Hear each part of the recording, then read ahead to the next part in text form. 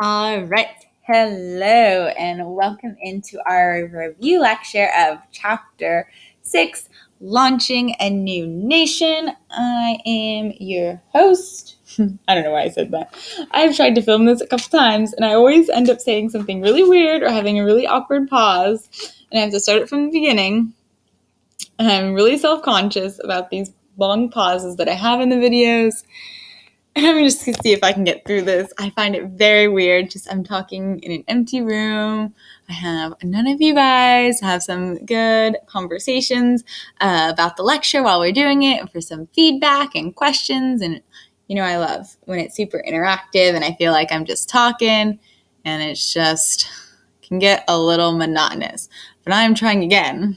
All right. So we are going to breeze through section 1.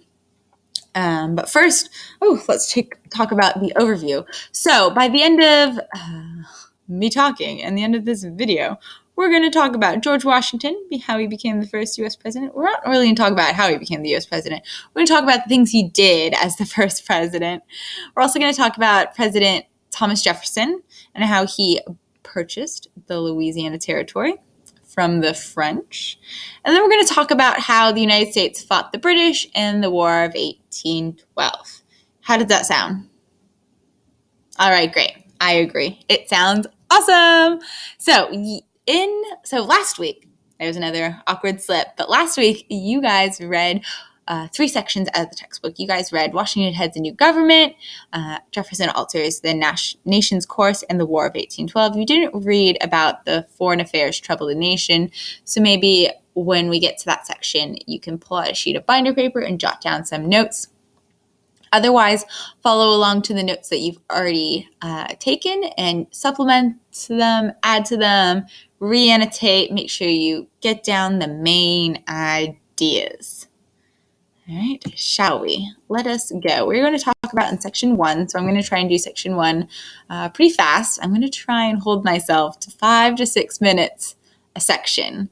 So that means we would hopefully be done maybe in 30 minutes. I don't want to drag on. I think if I talked longer, it would just be completely overwhelming. And I'm just going to try to be fast. All right, and brief. But hopefully brief isn't terrible. We'll see. We'll see how this goes. Our first digital lecture of the year. I'm already wasting all of my time for this section. Oh my goodness, let's go through. So President Washington is going to transform the ideas of the Constitution into a real government. Remember last week in Chapter 5, we really talked about the Articles of Confederation and its weaknesses, and we talked about the new Constitution, what it created, what it did and established. Those are all things, 3 same things and just reworded. But Washington is really going to define and as many other presidents, really, for a while. He needs to create this government and how it's run, right? It's this huge experiment, right? It was individual rights. It was based on individual rights and Enlightenment ideals and republicanism. And we talked a lot last week about how there weren't examples from history that they could really pull from exact models. So it was this grand old experiment. All right, so what happens early is the Judiciary Act of 1789, which, remember, I'm just going over these things briefly. All right, these are the main facts, people. It created the Supreme Court, which at the time had 1 Chief Justice and 5 Associate Justices. It established 3 circuit courts and 13 district courts. It said that the federal law was the supreme law of the land, and it allowed state court decisions to be appealed to a federal court when constitutional issues were raised. So you could keep appealing upwards in the court system until you eventually reached the Supreme Court. And we are going to continue. All right, so Washington is also going to really define what the executive branch looks like. Remember, we talked about how there are 3 branches in government: the executive, the legislative, and the judiciary. So we're talking about the executive branch. And Congress and him are going to create the State Department, the War Department, and the Treasury Department. The War Department handles military issues. The War Department, did I just get that wrong? The State Department handles foreign issues, and the head would be Thomas Jefferson. The War Department is going to handle military issues. The Treasury Department handles the money. That's Alexander Hamilton. Apparently, he's the only one that gets the bullet point. Thomas Jefferson doesn't get the bullet point. And Washington is going to add an attorney general. That should be general, not generals. And the attorney general is the chief lawyer of the federal government. All of these departments are going to make up the cabinet, and these are going to be Washington's closest advisors. And he's going to fill the cabinets with people he knows and people he trusts, because they are his chief advisors. So he wants to make sure these are people he can trust. Speaking of Alexander Hamilton and Thomas Jefferson, we're going to see them having two very different ideas of how the government should be formed. We talked about this last week with our Anti-Federalists and Federalists, but we'll just re-go over it. And you also have that really great chart in your textbook. But remember, Hamilton wanted a strong central government led by prosperous, elite, educated upperclassmen, and he had the support of the North, whereas Jefferson valued a strong state and local governments. He really wanted the people's participation. And he had the support from the South and the West. But remember, Hamilton is in charge of the Treasury, so he's in charge of the money. And remember, we talked about how the United States owed a lot of money, and they owed a lot of money to not only foreign countries, but also private citizens. He had a plan, and his economic plan was to pay the foreign debt, issue new bonds, to pay off the citizens, and assume the state's debt. It should be state's debt. This is going to be met with some criticism from some southern states who have already paid their debts, and they thought how they would be being charged with taxes to pay for the northerners' debt, and they didn't like having to pay for the northerners. Excuse me, I just yawned. It's not even that late. Hamilton also is going to propose the Bank of the United States. It was going to be funded by the government and wealthy investors and many people thought, especially James Madison, thought it was going to tie the wealthy to the country's elite and have like this unhealthy relationship between the government and those who are wealthy. But his idea was to issue paper money and handle taxes. And then there became this big issue over whether or not he had the authority to even establish a Bank of America, right?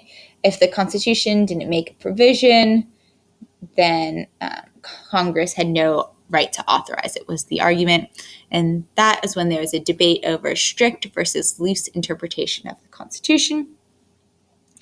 Loose giving more federal power, and strict giving the federal government limited power. Ooh, there's also a catchy song from Hamilton the Musical. You can check it out on the slide deck on Canvas. Oh, I am yawning. All right. So Hamilton needs to win some Southern support. I hope that just didn't get really loud. I apologize.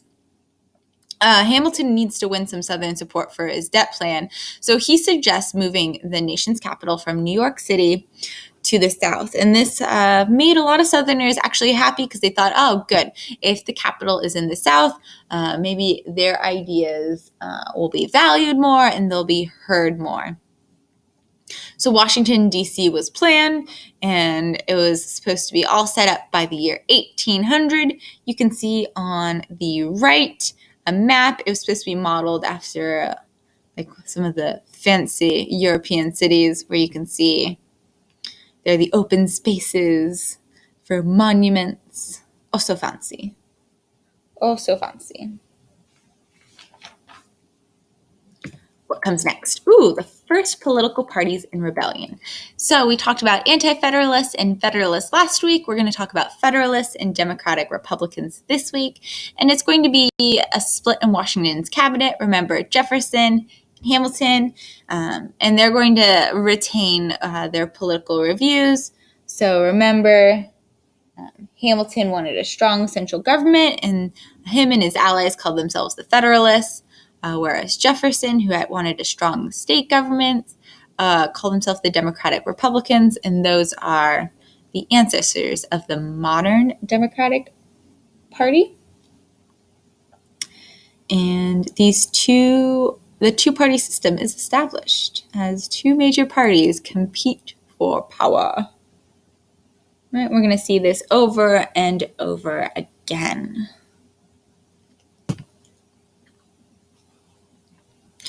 All right, the Whiskey Rebellion. It's really hard for me, that W and R. You just really need to know this last bullet point. The federal government is really showing how it can enforce laws by sending in the militia. Hamilton sending in 15,000 militiamen into these whiskey farmers, which are on small and they're on frontier property, and it's really showing the power of the federal government to really go in and enforce its laws, and especially, for a small tax on that Hamilton knew was going to be very unpopular, but he did it anyway. All right, so and it's definitely a consolidation of federal power in domestic affairs. And we're moving on. Oh, we made it to section 2. I forgot to time myself. I wonder if I made it in the 6 minutes. I really hope I did. All right, section 2 is all about foreign affairs, trouble in the nation. Oh no, what's going on around the world? I think this is a cool section because you get to look at what's going on around the world. So I think sometimes we study history and we're isolated. We're not thinking about, oh my goodness, other things are happening around the world too. Like history doesn't pause what's happening around the globe.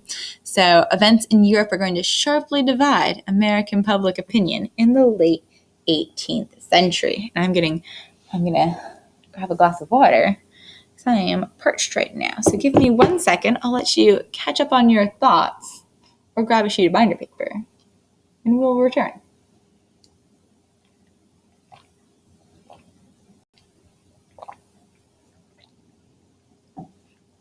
All right, we're back for our review lecture. Remember, not a lot of stories, not a lot of details. We're in here for the main attractions. On the right, you can see famous image you guys remember from freshman year. Oh, wait. Yeah, that's totally right. It is the storming of the Bastille from the French Revolution. Awesome. Good job remembering. All right. So what were the reactions to the French Revolution? Remember, we have that two-party system, those factions, and we're seeing the Federalists are going to be they're going to be pro-British. And you're like, pro-British? What does that have to even do with the French Revolution? Well, during the French Revolution, the Jacobins are going to declare war on other monarchs. So the people that seize power in France are going to declare war on other monarchies. So when war is declared on England, the Federalists want to support the British, whereas the Democratic Republicans want to support the French. Washington steps in and declares neutrality. So if you're neutral, right, you don't declare either side. What's next? Ooh, a treaty with Spain. Now, what is this treaty all about? Essentially, this treaty is going to give up claims to the United States. It's going to give up the Florida-U.S. boundary set at the 31st parallel. If you look on a map, it's pretty close to before Florida has its little jetty out into the ocean. So essentially, the treaty with Spain during this time. It's named after the guy who negotiated it. Just gives more land. Read it very briefly. See, I should have just gone forward. You can see that there it is, the Spanish territory. You can see the 31st parallel right there. Florida-U.S. boundary set at the 31st parallel. I'm pointing at my screen like you can see what I'm pointing at, but I realize you cannot see what I'm pointing at all. So I need you to just look at the 31st parallel. And I think also make sure you're look, it's right there. It's the Mississippi River in New Orleans. Those are going to become two important topics pretty soon in this lecture, if I can stick to my brief and hopefully not segmented lecture. I'm just going through how our book splits it up.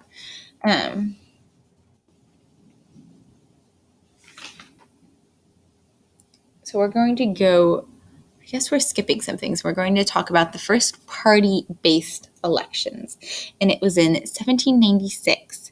And what's going to happen is the Federalists are going to win the presidential election. So John Adams will win, and Thomas Jefferson, classic Democratic Republican, is going to be the vice president. And it's going to be and highlight this idea of sectionalism, placing regional issues above that of the entire nation, right? Almost all the electors, are going to, Electoral College, are going to vote for Jefferson that came from the South, whereas all the electors from the North voted for Adams. Right, so you can see that clear ideological split and placing their region above their nation. Ooh, we just jump into it. So John Adams is the president, and the first thing that comes up is this notion that France wants to declare war because of Jay's Treaty, which was a treaty with Britain. Don't worry about it. But it's going to result in the XYZ affair. So XYZ are what the names of the people that were the French officials that were sent over. They were named X, Y, and Z. And they tried to bribe the foreign minister.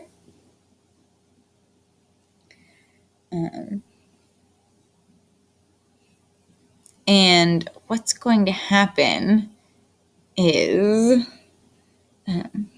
it's going to provoke a lot of anti-French sentiment. They demanded, and that bribe was like $250,000, and it was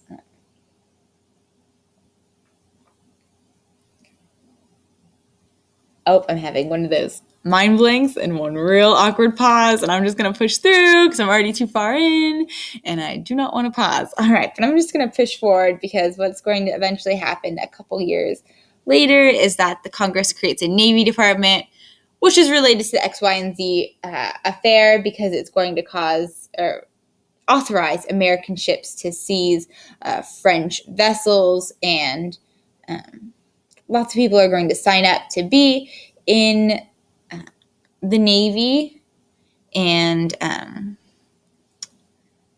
it's going to result in some little incidences between France and the United States on the big seas for 2 years.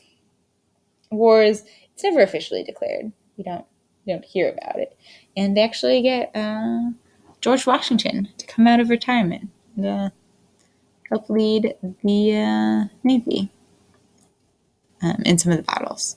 The next thing we're going to talk about is the Alien and Sedition Acts. And oh my gosh, I really need to time myself because we're almost done with section 2.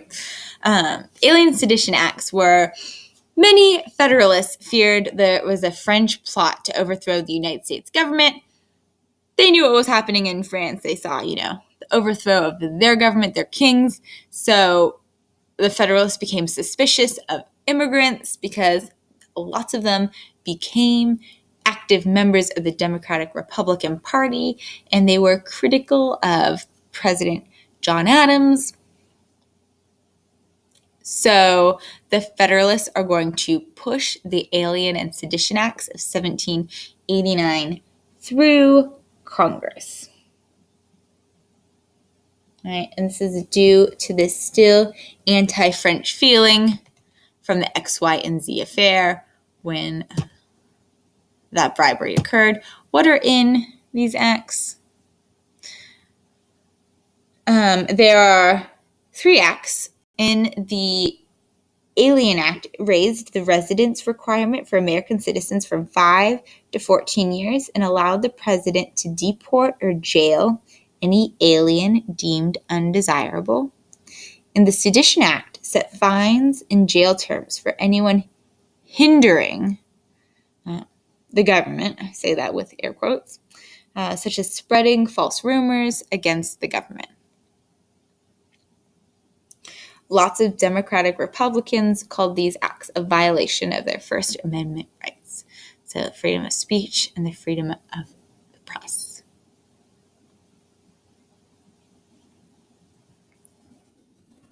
I'm just yawning again. Oh. Okay, so the main Democratic Republican leaders, remember we said Jefferson, they saw these acts as definitely misuse of the power. So, excuse me, they organized opposition in Virginia and Kentucky, and they called for, citing, we talked about how violation of their First Amendment rights, and what the result of it is going to be nullification, which is a big key term. And it's all about how the states have the right to void laws they deem unconstitutional.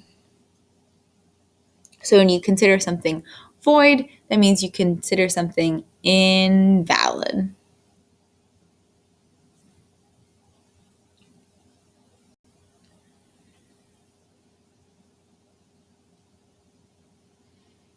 I think we're done. 2 more sections. I'm not sure how short they'll be. I'll give you a moment to catch up, but mainly I need to take another sip of water.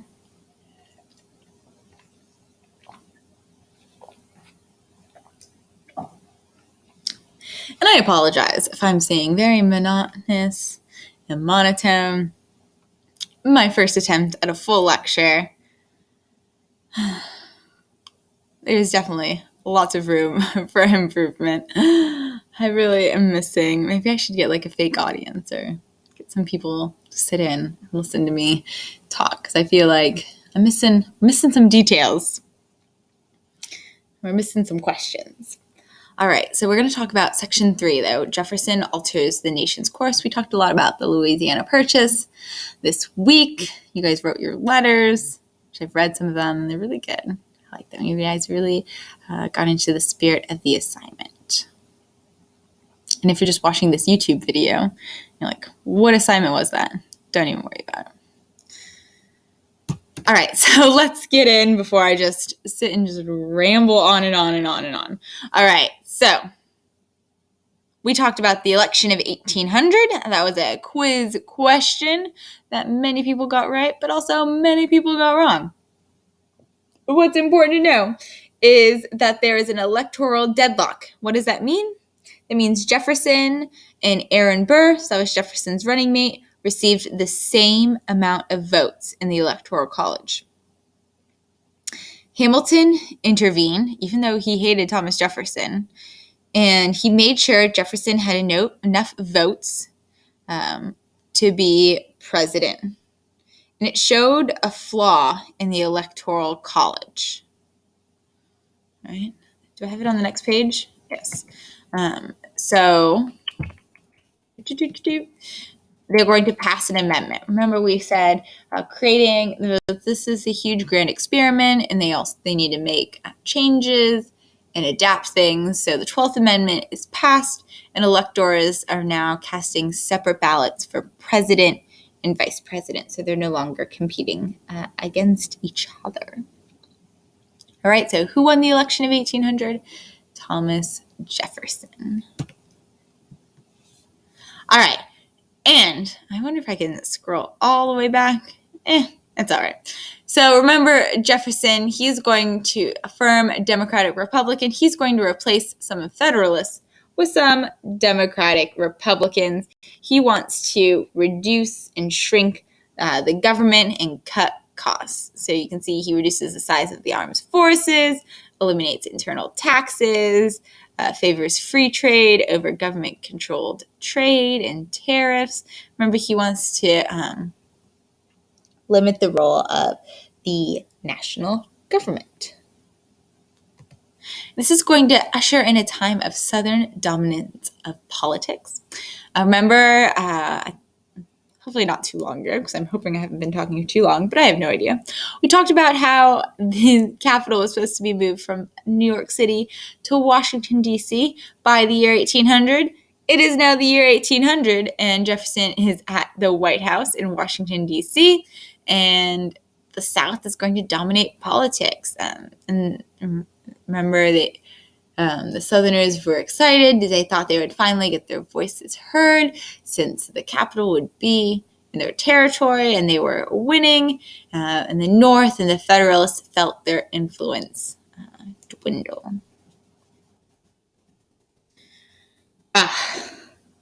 John Marshall. All right, I'm hopefully not going to explain this complicatedly. John Marshall and the Supreme Court. So Federalist John Marshall is the Chief Justice of the Supreme Court for more than 30 years. At the end of President Adams' term as president, he is going to write in the Judiciary Act of 1801, which is going to add 16 federal judges. And the judges that he picks are obviously going to be people that he has shared political values with. So he's going to pick Federalists. And they're called midnight judges because all of their paperwork was submitted on the last day. The problem is that not all of the midnight judges' paperwork was delivered and were finalized.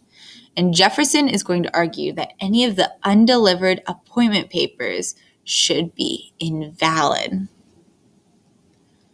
All right, so William Marbury, he was one of these midnight judges whose paper wasn't delivered. All right, and he's going to sue Madison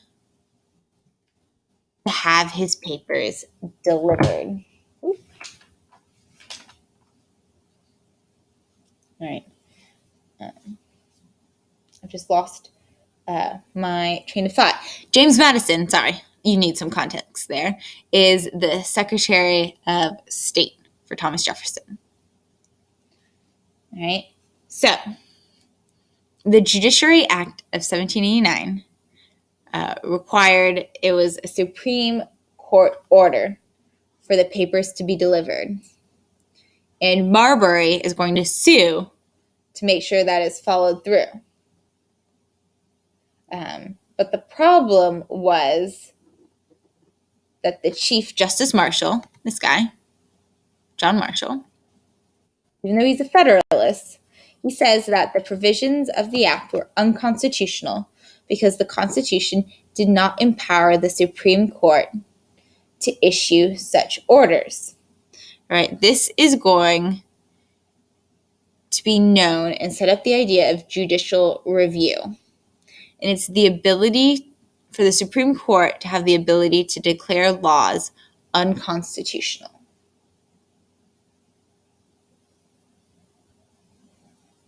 Right. I have some more good facts about this, but we are going to skip because of time. Westward migration.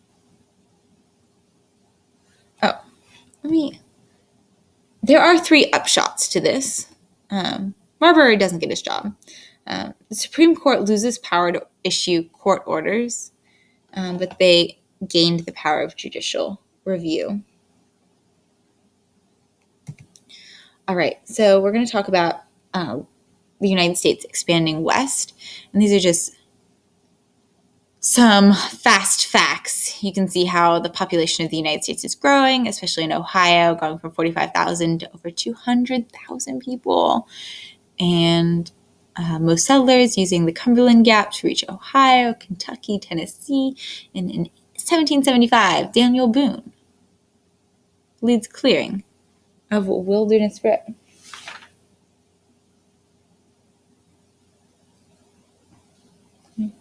But the main thing we need to talk about is this Louisiana Purchase. So the Louisiana Territory was held by the French but returned back to France. And Jefferson feared a strong French presence on the American continent. So he sends some advisors, what were their names? Monroe and Livingston, to go to France to consult the French government about purchasing it. And they end up buying the Louisiana Territory for $15 million. There is going to be some doubts over whether they have the constitutional authority to even make land purchases. You saw in our letter writing this week that the Federalists were against the purchase of the Louisiana Territory. You saw Alexander Hamilton in his letter just write a scathing letter about how he doesn't like Thomas Jefferson, but also about how much of the United States had been under.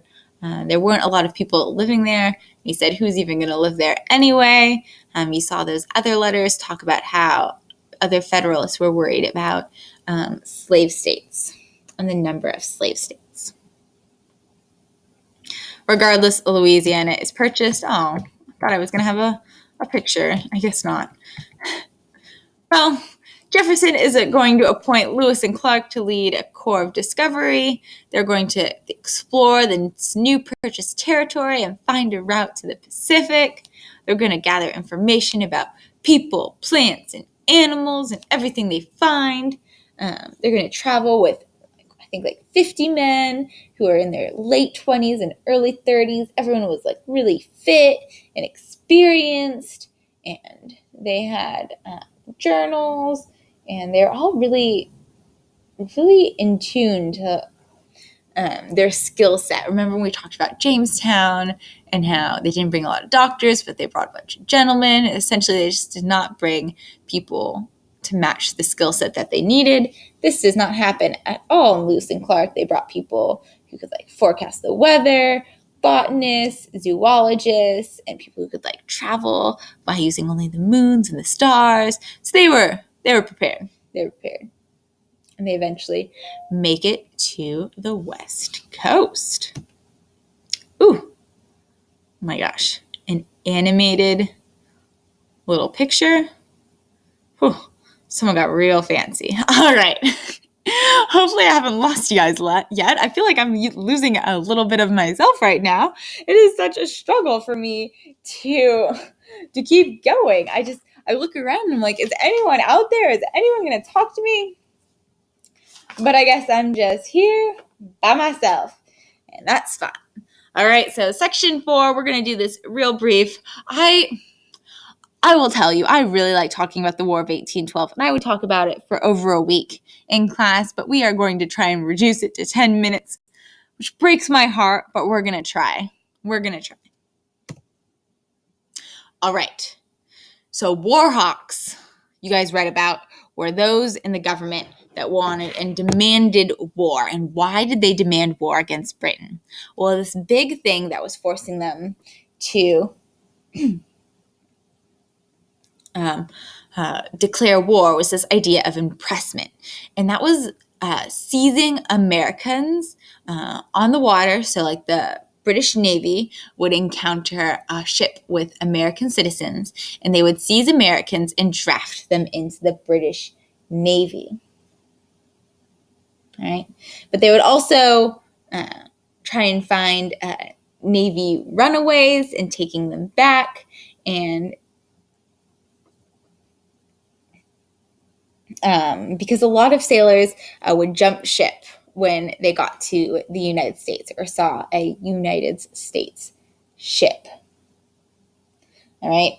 Also, at this time, I think the idea, or not the idea, but why impressment even became a thing, why the British Navy was taking Americans and trying to take back the British people who escaped, was that Napoleon is going to violate a peace treaty with England, and they are going to start at each other, England and France. And the United States wants to stay neutral, but by staying neutral, they want to sell things to both sides. Oh, America. And they would do these things called like broken voyages, with like a friendship, would like sail to Haiti, and they would unload and change their flag, and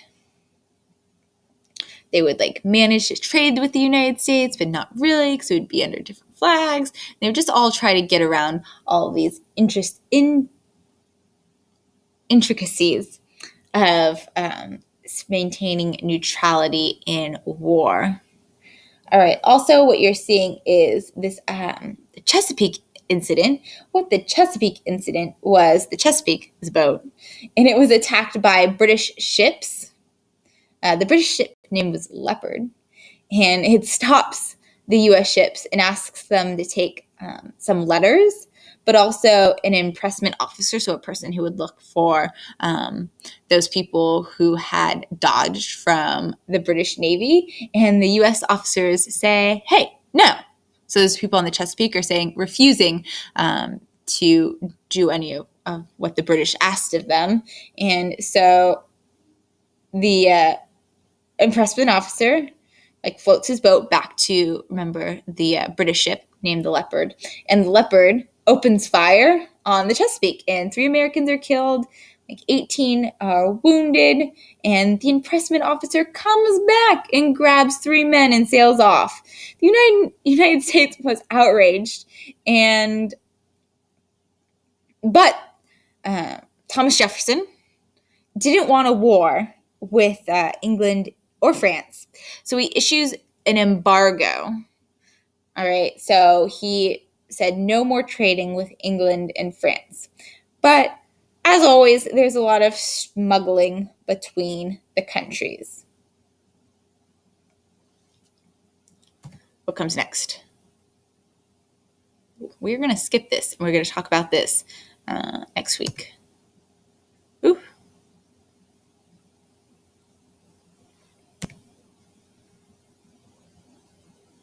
I'm going to take a quick water break right now.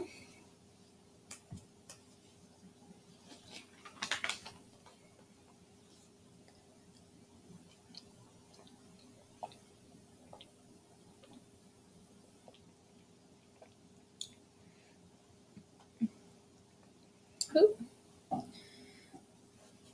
Okay, so the War of 1812 begins in the war in Canada. Some Americans and the government were keen on grabbing Canada. And so their first battles are going to be up in near the Canadian border. The first battle is going to be at Battle of Fort Mackinac on July 17th of 1812. It really wasn't a battle. It was just a fort of American fur traders. No one told the fur traders they were at war. So no one told these poor Americans that they were at war. And they immediately put a British flag up and surrender. We're also going to see Detroit fall, Montreal fall. British victories at Detroit and Montreal. And it just doesn't look great. Native Americans are going to fight on both sides, and nothing is really going the Americans' way. What is going on? Oh, no. There should have been an image there. The British are going to burn the White House down. By 1814, the British raid, burned towns along the Atlantic coast. It's important to know, by 1814, the war with England is over. So that means England, so remember, we are just up in Canada fighting. Now that the war is over with France, England can give its full amount of resources towards fighting and putting the Americans who are inexperienced in their place.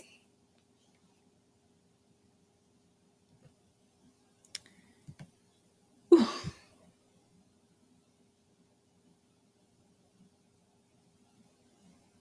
I feel like your book is your book.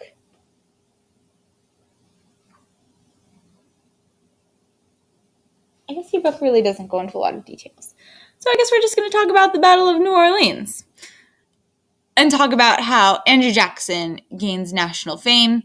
He first gains a lot of fame when he fights Native Americans at the Battle of Horseshoe Bend, where he really just slaughters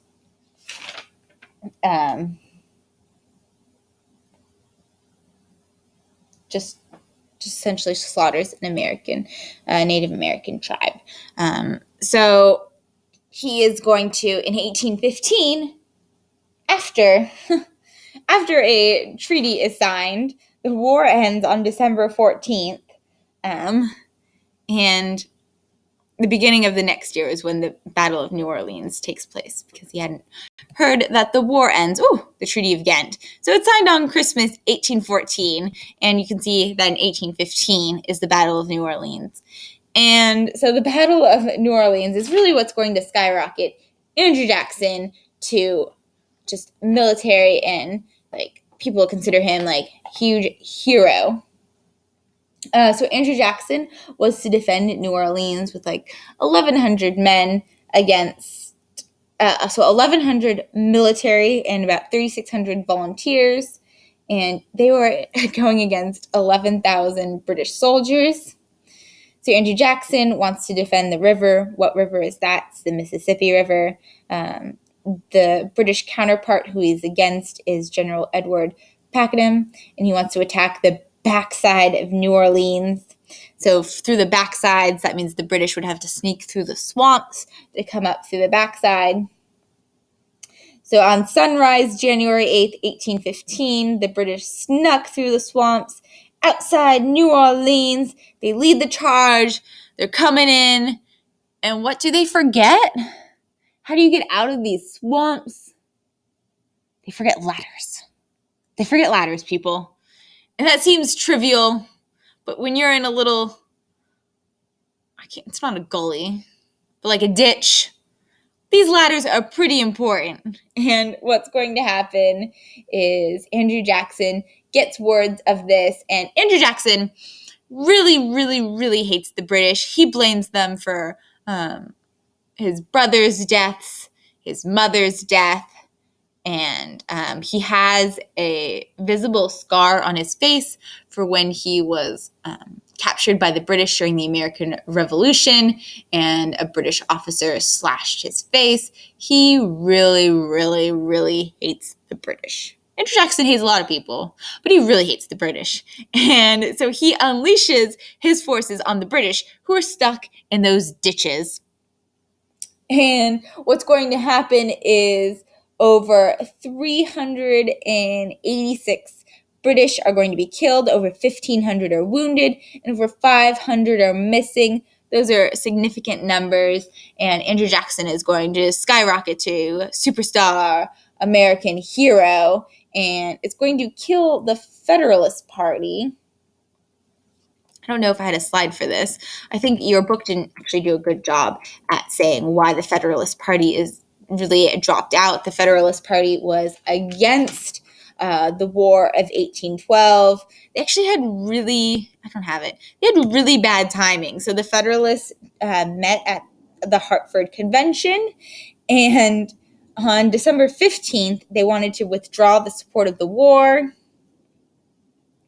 And it's really going to demonstrate this idea. If your country is at war and you oppose the war, it's kind of political suicide for political parties. So remember, December 15th, Federalists oppose the war. December 24th, the war ends. So not great timing on their part. But back to the Battle of New Orleans, just really skyrockets. Andrew Jackson is just like a national hero.